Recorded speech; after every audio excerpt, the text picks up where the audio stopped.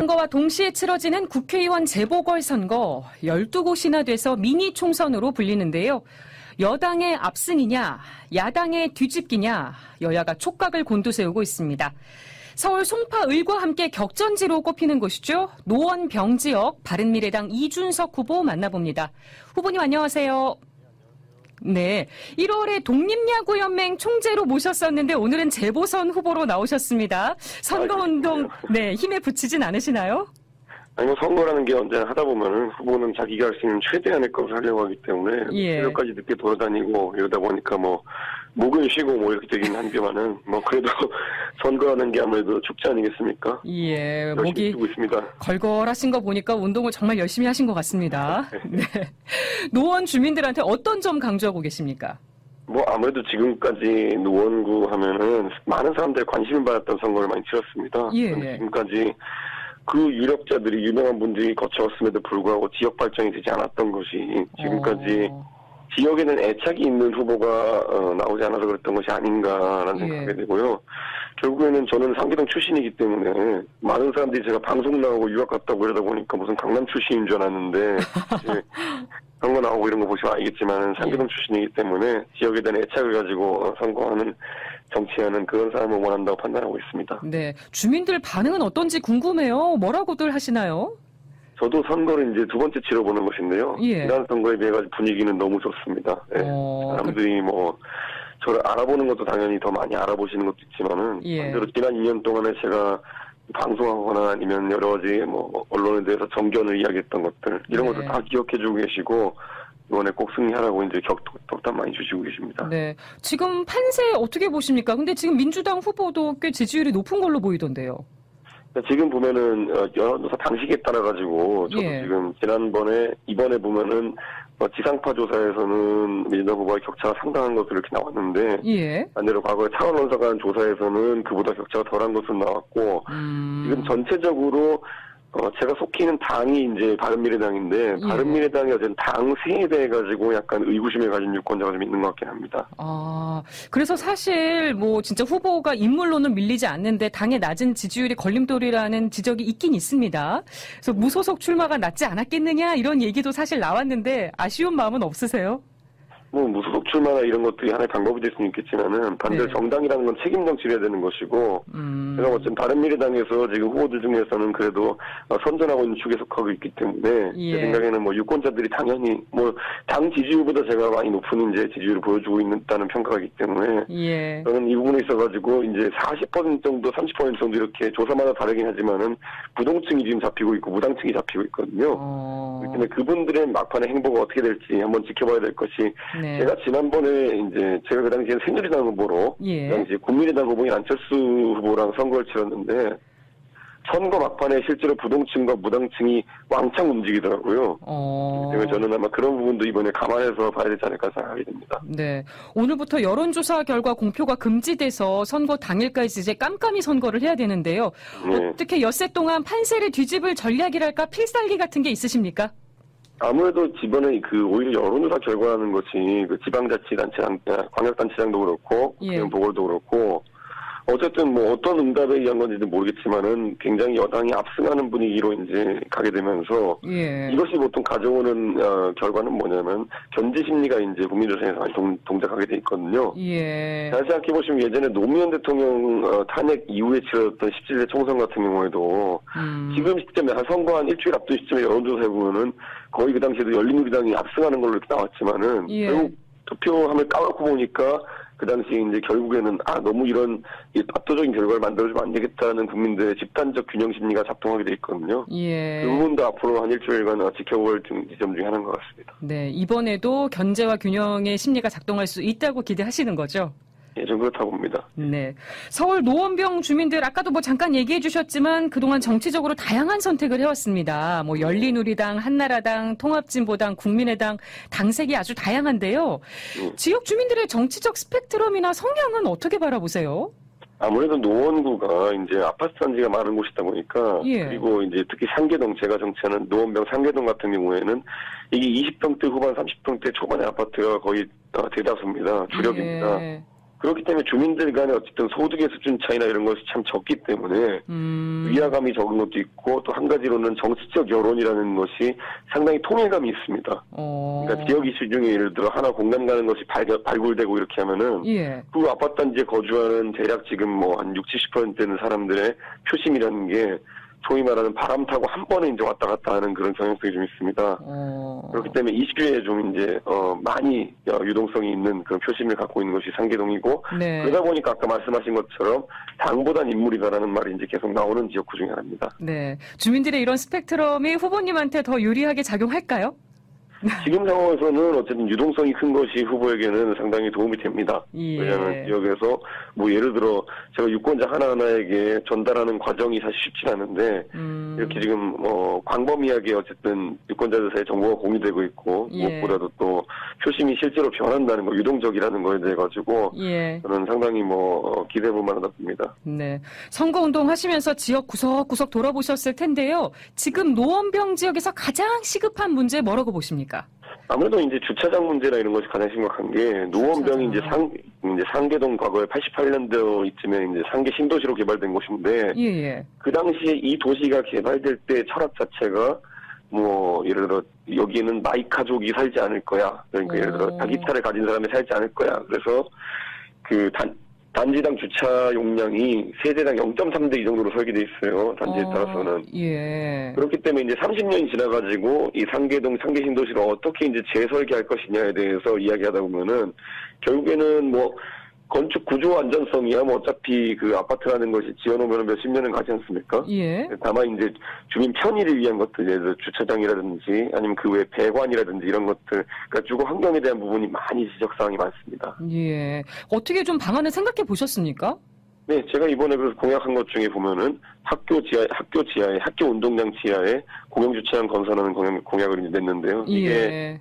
사실 상계동 노원구 빼놓고는 상당히 많은 서울의 자치구들에서 이미 시도를 해가지고 성공적으로 시행된 정책이거든요. 당장 노원구 바로 밑에 있는 중랑구만 하더라도 초등학교 지하에 이런 주차장을 만들어가지고 주차난을 성공적으로 해소한 케이스들이 있고요. 예. 이게 뭐 학부모들께서 이제 안전이나 이런 문제가 있지 않느냐라는 지적을 해오셔가지고 지금 주민들께 그런 과정에 대해 가지고 뭐 어차피 주차장의 출입구라는 것이 많이 분리되고 출입구가 분리되고 무엇보다도 이제 주차장에서 학교로 진입한다, 예를 들어 그런 것이 불가능하기 때문에 안전성은 확보되어 있다 이런 것들을 적극적으로 홍보했더니 주민들 반응이 좋은 상황입니다. 그렇군요.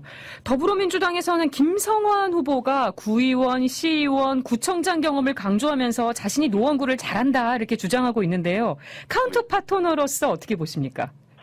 사실 일반적인 선거였으면요, 지금 이제 그 여당이 우세한 선거로 치러지고 있기 때문에 가만히 지금 흘러가는 것이지, 일반적인 선거였으면 지금까지 아까 말했던 이런 쭉 지방정치 경력을 이야기할 것이 사실 못 되는 게, 노원구 주민들은 지금 지난 그 김성환 후보가 공직을 지냈던 시간 동안 발전을 못했다고 생각하고 있습니다. 예를 들어 가장 대표적인 예로 동부간선도로 같은 이제 노원구의 주축도로 같은 경우에 거의 20년 가까이 지금 확장 얘기가 나오고 있는데 확장이 아직까지 완성되지 않았거든요.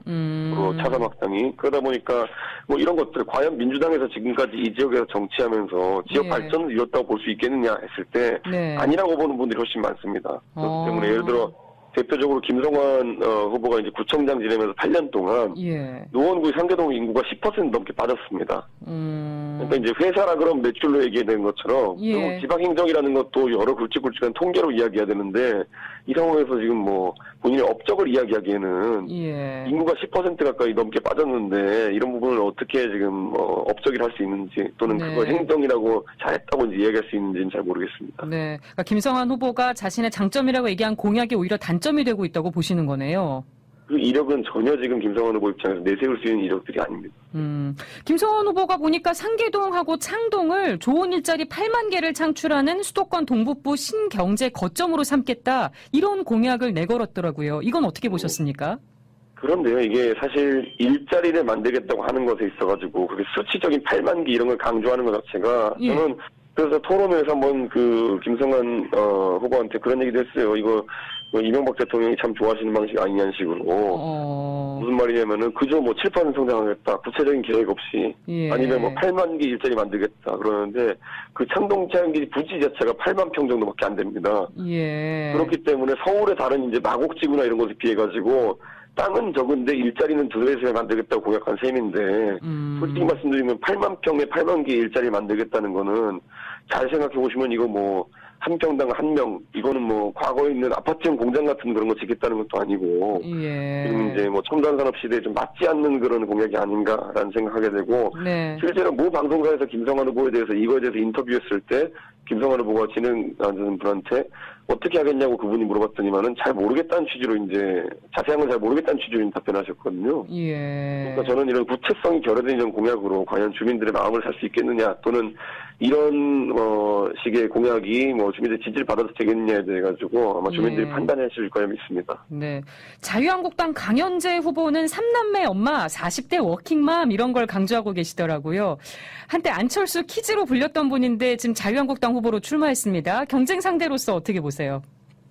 뭐 강현재 후보야 제가 뭐 같이 방송도 해봤고 하기 때문에 잘 알지만은 이게 상계동에 출마하려면은 어느 정도 최소한 명분을 만들어야 되는 부분이 있는데 지금 명분보다는 단순히 그냥 이 지역구가 예를 들어 좀 관심을 받을 것 같기 때문에 이 선거에 참여한 것이 아니냐라는 생각을 좀 하게 되는 것이 강현재 후보가 솔직히 말하면 지금 상계동 와서 정치하면서 내세우는 말들도 그렇고 또 상계동에 대한 이야기를 별로 안 합니다. 하는 게 좀 웃긴 상황이긴 하죠. 그런데 그런 얘기도 거의 없고 보면 뭐 거시적인 이야기들만 계속 이제 하고 있는데 그걸 봤을 때도 이번에 아무래도 이 지역구가 과거 안철수 서울시장 후보의 지역구이기도 하고 또 그렇기 때문에 안철수 후보에 대해 가지고 정치적으로 좀 조롱하는 의미로 나온 후보가 아니냐라는 얘기를 저는 꾸준히 하고 있는데 저는 실제로 제가 봤을 때는 지금까지 제 예측이 그랬었는데 예측과 좀 맞아 떨어지는 것 같아가지고 안타깝습니다. 이게 보면 홍준표 대표가 아무래도 제가 홍준표 대표 항상 비판하고 다니거든요. 제가 많이 비판하셨죠. 홍준표 대표가 저에 대한 안 좋은 감정 있는 것도 잘 알고 있습니다. 그런데 그러다 보니까 지금까지 자유한국당에서 뭐 오세훈 시장이라든지 아니면 황교안 총리라든지 많은 분들에 많은 중량감 있는 인사들에 대해 가지고 홍준표 대표 한국당 측에서 러브콜을 보낸 것으로 이제 언론에도 전해졌는데 그분들이 당연히 저와의 뭐 친분 관계도 있고 또 반대로는 이 선거에 명분 없이 뛰어드는 것에 가지고 굉장히 뭐 의미를 아실 분들이니까 참여 안 하신 것 같고 그러다 보니까 이제 홍준표 대표가 급하게 이제 우리 당과 또 우리 서울시장 후보를 조롱하기 위해서 만든 후보가 아니겠느냐라는 생각을 좀 하게 됩니다. 그럼 강현재 후보를 자유한국당이 급조했다고 보시는 거군요. 실제로 선거하기 한 달 전쯤에도 전혀 말이 없던 그런 후보인데 갑자기 이제 선거에 참여시킨 것은 다분히 그런 의도가 있다고 하지 않겠습니까? 네. 지금 서울시장 선거에서 자유한국당 김문수, 바른미래당 안철수 후보의 단일화 얘기가 끊임없이 나옵니다. 노원병 지역에서도 이준석, 강현재 후보의 단일화를 거론하는 분들이 있는 것 같던데 어떻게 생각하십니까? 물론 이제 투표하시는 분들 입장에서는 단일화라는 것이 어쨌든 세력을 불리는 데 도움이 된다라고 판단하고 제 주변에 이제 지지자분들도 그런 말씀하시는 분이 없는 건 아닙니다. 그런데 뭐 단일화라는 걸 살펴보면은 결국 저는 명분이라는 것이 항상 있어야 정치하는 데 있어가지고 정치인들이 경각심을 유지한다고 하거든요. 근데 뭐 그때그때 유불리에 따라서 이제 단일화하고 이럴 건 아니라 보고 실제로 저는 강현재 후보와 제가 걷는 이제 개혁보수 노선이라는 것이 공유될 수 있는 것인가라고 했을 때 저는 당장 이번 선거에 강현재 후보가 참여한 것부터 저는 개혁보수를 하는 사람들의 마인드와 좀 다르지 않느냐는 생각이 들어서 저는 뭐 단일화 자체는 저는 제안한 적도 없고 제안할 생각도 없고 무엇보다도 성사될 가능성도 없다고 봅니다. 네, 이 부분은 확고하신 것 같습니다. 네, 지방선거 후에 야권 재편 가능성 나오고 있습니다. 아직 뭐 여기까지 살펴볼 마음의 여유는 없으시겠지만 그래도 자유한국당과 바른미래당의 당대당 통합은 어떻게 생각하십니까? 저는 당대당 통합이라는 건요. 예를 들어 홍준표 대표 같은 사람들을 안고 가야 된다는 이야기거든요. 근데 제가 홍준표 대표를 꾸준히 비판해왔지만은 저런 분들과 같이 정치한다는 거는 아까 말했던 것처럼 명분 없이 결국은 세를 불리기 위한 통합이 되는 것이고 저는 그렇기보다는 저도 자유한국당 전신인 새누리당에 있어봐서 알지만은 새누리당 내에도 충분히 성찰적이고 개혁적인 분들이 있습니다. 그것이 전체 다는 아닐지라도 그분들이 소수라 할지라도 그분들과 함께 정치를 하기 위해서 어떤 정기 개편이 있는 건 가능하겠지만은 예를 들어 홍준표 대표 이런 분들과 어쨌든 당대당 합당을 통해 가지고 일정한 역할을 보장해주고 이렇게 한다는 거는 국민들이 야합이라고 판단할 것이고 저는 굉장히 그런 식의 통합은 바람직하지 않다 이런 생각이 듭니다. 그래도 당을 통합해서 원내 일당이 될 수 있다면 또 정치권 안에서 지형이 달라질 수도 있지 않을까요? 아예 가능성이 없다고 보시나요? 젊은 사람 입장에서는 정치하는 데 있어서 항상 정도를 가는 것이 중요하다 생각하는 것이지 아까 말했던 것처럼 홍준표 대표 같은 분이랑 같은 당 해가지고 제가 젊은 사람이 신세 망칠 일이 있습니까 앞으로. 앞으로 그렇게 하면 안 된다 생각합니다. 네, 알겠습니다. 지금까지 서울 노원병 재보선에 출사표를 던진 바른미래당 이준석 후보 만나봤습니다. 오늘 인터뷰 고맙습니다. 네, 감사합니다.